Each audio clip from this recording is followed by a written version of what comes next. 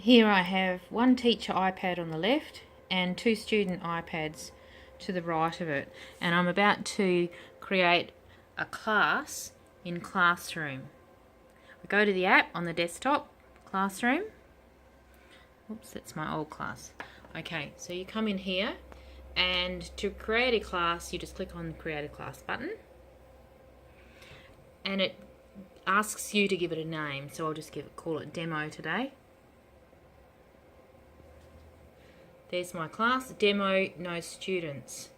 So I go into Demo, and there's my new class in Classroom, and one of the first buttons there is the Add button, and that's where I can add my students, or my student iPads.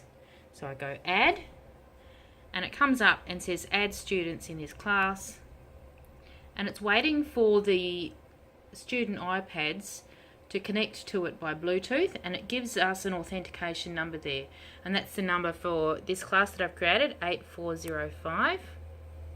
So now I go over to the student iPads that I'm trying to add to my class. So I come along to Settings, I open up Settings on both of them, and in there you can now see in the Settings area there's Classroom has popped up under Bluetooth. So you click on Classroom, and in Classroom it says New Class Invitation, Add Demo. That's the class that I've just created. So I go Add Demo, and in here it's asking if Donald Duck can be added to that class. So I have to remember the number to type it in here. The number was 8405, so I come to my student iPad, 8405, and then I click the Add button. I do it on the other one as well, because I'm going to have two in this class. If you had a class, you'd be doing this to 15 at the time you were setting up your iPad. 8405, Add. Okay, so now if I go back to my teacher iPad, you can see that I've now got two students in my Apple Classroom class. So I go Add, click the Add button, and there's my class of two. The name of the class is Demo, and I've now got two student iPads in that class. From here on, I can use it as normal and do any of the things I want to do. I can open apps from this button. I could navigate to a website URL. I can lock the screens from here, or do anything. So for instance, if I was teaching and I didn't want students to be messing around with their laptop iPads while I was wanting them to listen, just say I had those two iPads functioning and I came in here and I wanted to lock them, I just click the lock button, and there they are. I can also, I can unlock them. If I wanted to launch an app, I'd go up here where it says Open, and then I select from an app. Just say I wanted all the students in the class to be working on Bebot. I would click that and it would open normally. But another thing I can do on this app is I can come down here where it says Lock in App After Opening. I can turn that on.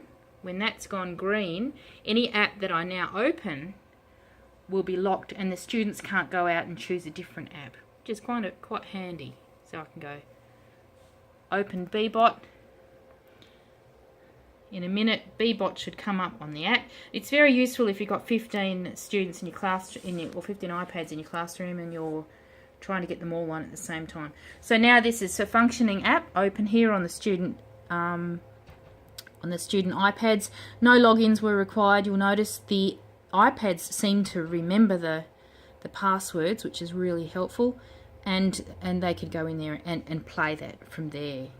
If they decided they wanted to mess around and they wanted to go into another app, it doesn't matter what they do here with this home button, they cannot get out to another app. If I wanted to change that, I come back to Apple Classroom on my teacher app, Classroom app, and I can unlock. Click the unlock button. It's currently unlocking the iPads. Done. There's a few seconds of delay between a command on the teacher iPad and the effect happening on the student iPads, but it's not very long. So now I should be able to work on this as normal. So I can move to another app. I can go back to my desktop, whatever. So it's now unlocked. You can also mute the sound. If you do that to your student iPads, just be aware that you can only unmute it on each individual iPad by going to the button and bringing it back up again. Mind you, it's still very handy when you have a very noisy lesson going on. You really do want all that noise off. It's very useful to be able to come to the teacher iPad and just turn all of the sound effects and so on off, and then you know, sometimes it's useful for work to proceed. Navigating is a good one. So if I wanted to navigate, I can go to an internet website using Safari. You have to put these into your favorites for them to work. I've already set mine up, so I've put in here,